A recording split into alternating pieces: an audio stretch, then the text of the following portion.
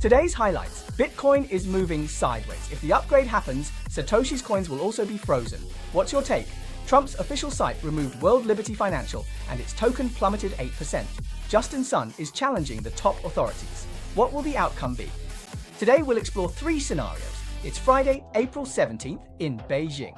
This is BitcoinTV's Chinese channel. I'm Michael. Our show is broadcast daily in Vietnam, Japan, Korea, Thailand, Spain, and English-speaking regions, with local hosts providing simultaneous broadcasts in their native languages. First, let's look at the top 24-hour crypto data headlines, sponsored by NEXO. NEXO is the world's most compliant exchange after Coinbase, but it's more than just simple crypto-to-crypto trading. For its entry into Asia, NEXO chose BitcoinTV as its first brand partner. It aims to solve the asset reuse problem for major Asian investors. Under compliant and risk-controlled conditions, how can staking, credit, spending, and rapid asset turnover be achieved without selling tokens? NEXO can solve all these issues, so scan the QR code on the screen. Besides long-term fee discounts, you can also get a deposit bonus of up to $5,000. So, if you register and deposit now, note your UID to join the lucky draw during Sunday's livestream, with a top prize of $1,000. Now, let's look at today's data headlines. The current market seems to be bracing for a major move. Looking at open interest data, the Bitcoin market is clearly leveraging up, with the scale hitting this year's peak. Funds are flowing into major exchanges like Binance, Bybit, and HKEX, adding $1.33 billion, $730 million, and $511 million respectively. Conversely, smaller exchanges are seeing net outflows, yet the price remains stuck around 74,000. Simply put, leverage is piling up, but a direction hasn't been chosen yet. Historically, this setup precedes a volatility spike. Once a key level breaks, a strong one-sided trend often follows. So, do you think it'll surge or crash? Let's look at a new indicator called BCMI. This index has dropped into the 0.2 to 0.3 range. Historically, this level has often marked a market turning point. In short, the bargain hunting zone has arrived. This index factors in both profitability and sentiment. Currently, most aren't making money, and sentiment is cold, similar to early 2023. But don't worry, the 90-day moving average is still trending down sharply, suggesting that selling pressure hasn't fully subsided. The actual bottom might take more time to form. However, overall, we've entered a phase of gradually accumulating cheap chips, and the downside potential is shrinking. Now, let's look at a proposal originally meant to defend against quantum attacks, which might instead become a coin locking tool. Bitcoin developers introduced BIP 361, aiming to phase out legacy signatures. It also includes zero-knowledge recovery. But here's the catch. Coins from before 2013 lack seed phrases and can't be recovered, meaning about 1.7 million coins could be permanently locked. This includes roughly 1.1 million coins that likely belong to Satoshi. So Cardano founder Charles Hoskinson just went off, saying this is essentially a hard fork disguised as a soft fork. It's not a technical issue, but a question of how Bitcoin should actually be upgraded. All right, we're in a deep bear market now, right? People don't really get the logic of the crypto world anymore and are calling blockchain a scam. So in this deep bear phase, we can try out different show formats because right now, the cost of trial and error is at its lowest. So we're trying long-form videos to explain a key point, aiming to fully break down an event or a person. We've been following Justin Sun's trending stories for 3 days now, so today let's see, after he broke this tie between power and interest, what directions the outcome of this situation might take.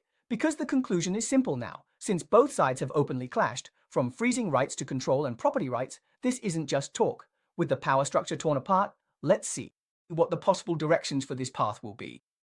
In the early hours of April 16th, Justin Sun posted a long thread on X, labeling World Liberty Financial as global tyranny. He listed 5 major issues: coerced voting, asset freezes for dissenters, frozen whales, governance held by anonymous multi-sigs, and KYC for investors while management stays anonymous. He stated he invested $75 million, with about $100 million in assets now frozen. The token price dropped 70%, causing a $30 million loss. Meanwhile, the project changed rules, mandating a 10% burn of holdings before unlocking. Dissent leads to asset seizure. Other reports claim about 600,000 wallets participated, with total unrealized losses reaching billions of dollars based on the current decline. Someone claiming to be a project team member started leaking info. He said the losses reached $3.87 billion, and he hinted that all this money ended up in the pockets of the Trump family. On-chain and community analysis shows that the core of World Liberty Financial is controlled by Alt-5 multi-sigs, requiring only 3 people to approve key decisions, while the actual controllers remain undisclosed. Although Justin Sun holds about 4% of the voting power, his assets are frozen, preventing him from participating in governance. The voting is suspected of being rigged. Meanwhile, the project is accused of altering rules to impact early investors' rights, including unlock changes and asset restrictions. World Liberty Financial denies this and says they will respond legally. Even though I have a lot of tokens and voting rights, your voting process doesn't allow for any dissenting voices. If I vote no, you mess with my tokens, that's not voting, that's a threat. I want to know, and I think many other people do as well, how exactly should we, as retail investors, properly and wisely place our trust in the market? Or rather, can we still believe these leaders in the industry? Is what they say true or false?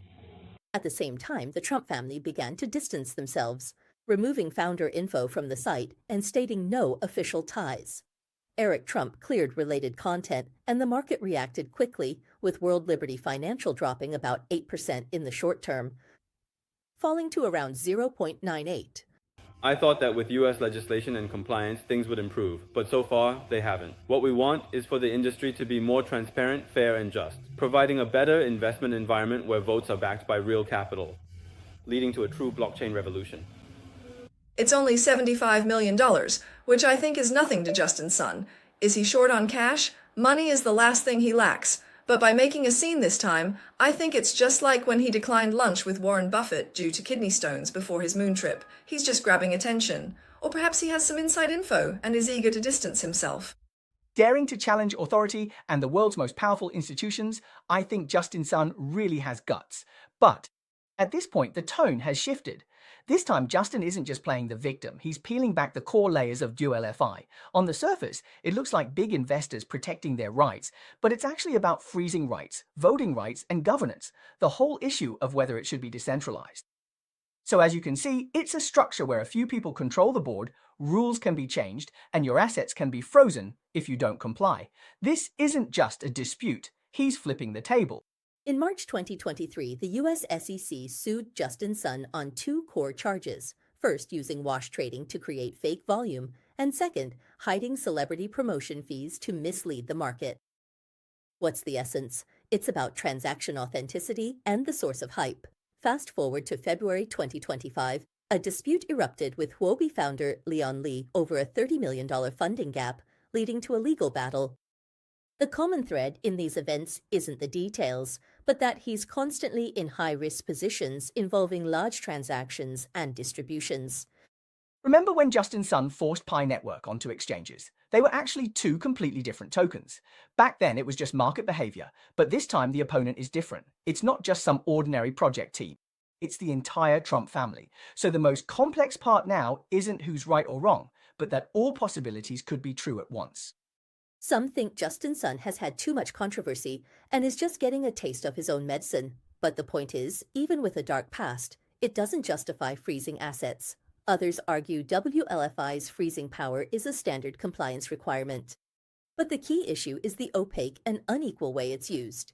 Justin Sun might not just be a victim. He might have wanted to cash out, got blocked by risk control, and then lashed out, framing a sell-off as a fight for rights.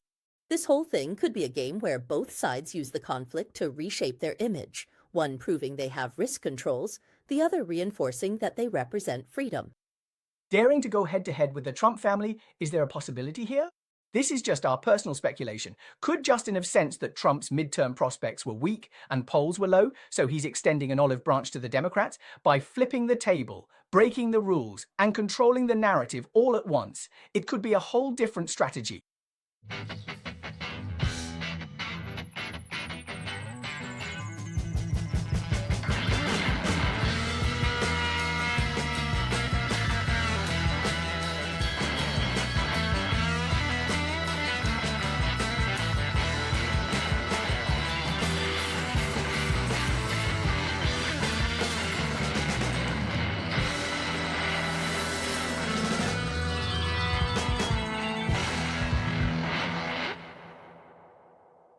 I don't know if you've noticed, but often when someone fails or hits a wall, it's not because of one big evil deed, but rather a collection of life's small details that eventually lead to a collapse.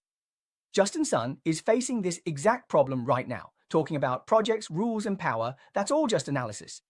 But what really stings is his persona. Once it involves how he treated people in the past, how he treated his former subordinates, the public's judgment becomes very simple. It leads to the most direct assessment of whether this person is reliable. Now, people don't care about what Justin did anymore. It's about whether he can still be trusted. The turning point was on February 1st, 2026, when Zhang Ying posted a long thread on X saying they dated for 7 years, she helped him start his business, and mobilized her whole family for publicity. She ghostwrote for him, handled PR, and even personally stepped up in Tokyo to handle trouble, even spending her own money to push his projects. When this whole timeline of events is laid out, public perception starts to shift.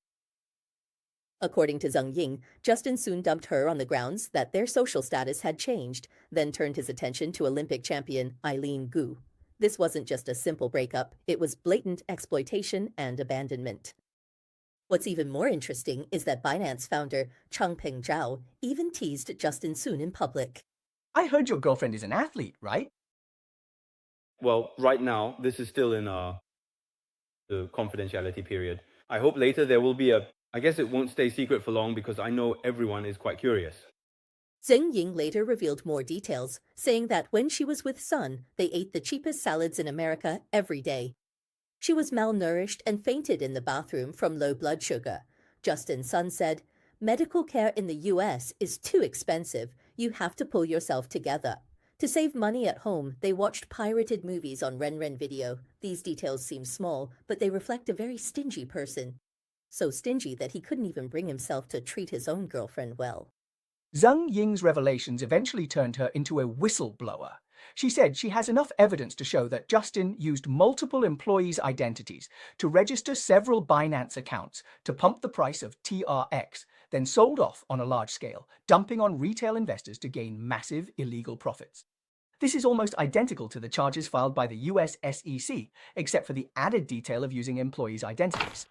So, if we piece together the relationship timeline, the business logic, and all the head-to-head conflicts with WLF, the question people are discussing is no longer who's right or wrong, but whether Justin has a consistent behavioral logic. What we really need to explore this time isn't who wins or loses, but why Justin always ends up in this kind of situation. If you look at the personal relationships and the previous controversies together, you can see a very stable set of priorities.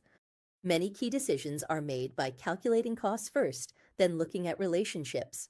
This logic is just a detail in small settings, but once applied to big capital and complex games, it becomes a risk amplifier because every step optimizes profit, but simultaneously compresses the space for trust.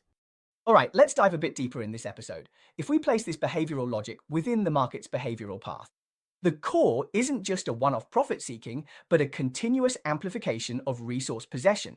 So whenever there's a chance, they'll grab more chips, more liquidity, and more say. This model gets amplified during a pro-cyclical period, becoming a capability for success. But once it breaks out of this context, it'll be interpreted inversely as an over-concentration of power and excessive intervention, triggering even stronger public opposition. The third level is his ability to amplify. He's very good at putting himself at the center of attention. In the past, this was an advantage, allowing for quick traffic and influence. But the problem is, once controversy arises, this mechanism doesn't disappear. Instead, it flips to amplify all negative info. Old cases and new events get triggered at once, creating compounding pressure. The real issue Justin Sun faces now is that the opponent has changed. In the past, creating hype and topics was rewarded by the market for that bold, traffic-driving personality. But this time, it's shifted from traffic hotspots to legal boundaries and the setting of power limits, returning to the legal level. So will the traffic logic still work this time? We don't know. What Justin Sun faces now is the ultimate uncertainty. How this powerful opponent will move in the future is completely unknown. Charles Schwab announced it'll launch Bitcoin and Ethereum trading in the coming weeks, competing directly with Robinhood. Another temptation a traditional finance giant can't resist. Real mainstreaming isn't just talk, it's that they've all arrived. iShares announced an ETH staking product, letting institutional investors join in on staking rewards. Staking is getting easier and easier. All users need to do is buy, and leave the rest to the big players. Bitcoin successfully broke through months of resistance. Market focus shifts to whether the previous ATH can form support and spark a new rally. The technicals are talking. With volume and price aligned, the bull's game isn't over. Standard Chartered predicts ETH could rise to $40,000 in the next 10 years, even surpassing Bitcoin's status. Crazy predictions backed by big banks are either a dividend of the times or the peak of a bubble. While BTC and ETH were sideways, XRP climbed steadily on ETF inflows. The rotation effect is clear. Institutions are allocating while retail is chasing highs. Who will be standing at the finish line? All right, this is a new show format we're trying out during the bear market. If you find this kind of in-depth analysis to your liking, please let us know in the comments or show your support with a like. We hope to experiment with more formats during the bear market, breaking down news in a more satisfying way. Beyond being timely, we want to help you understand the logic of the crypto world and the key personalities of its figures at a deeper, more fundamental level. From Monday to Friday, we'll review the market with you, finding certain opportunities within the trends. Inside, you'll find our membership benefits. We hope you'll join us so we can hustle and grow wealthy together. See you tomorrow.